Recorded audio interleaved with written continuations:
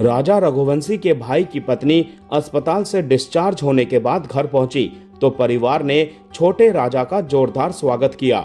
भाभी भी देवर राजा की तस्वीर हाथ में लिए नजर आईं। इंदौर के राजा रघुवंशी हत्याकांड के बाद परिवार में बेटे का जन्म हुआ। परिवार वाले इसे राजा का पुनर्जन्म मान रहे हैं और उसकी वापसी पर जमकर खुशियां मना रहे हैं। अस्पताल से डिस्चार्ज होने के बाद परिवार वालों ने राजा इज बैक के बैनर के साथ छोटे राजा का गृह प्रवेश किया। इस दौरान राजा की भाभी अपने हाथों में देवर की तस्वीर पकड़े रही। राजा रघुवंशी हत्याकांड के करीब 8 महीने बाद घर के सभी सदस्य हंसते हुए नजर आए। दरअसल 29 मार्च को राजा रघुवंशी के बड़े भाई सचिन रघुवंशी पिता बने हैं। उनकी पत्नी ने बेटे को जन्म दिया है। परिवार इसे राजा की वापसी मान रहा है। उन्होंने बच्चे का नाम भी राजा ही रखा है। परिवार इसे चमत्कार क्यों मान रहा है, इसके पीछे भी एक संयोग है। परिवार के अनुसार राजा की हत्या 11 के दिन हुई थी। उसकी मौत का समय दोपहर करीब 2:40 का था। वहीं सचिन रघुवंशी के बेटे का जन्म भी 11 को ही हुआ है। उनके बच्चे का जन्म का समय दोपहर 2:42 है। इसी संयोग के कारण परिवार इसे राजा की वापसी मान रहा है।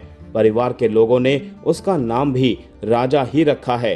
परिवार में बेटे के जन्म के बाद राजा की मां उमा रघुवंशी ने रुंधे गले से बात करते हुए कहा कि मेरा बेटा लौट आया है। हमने उसका नाम भी राजा ही रखा है।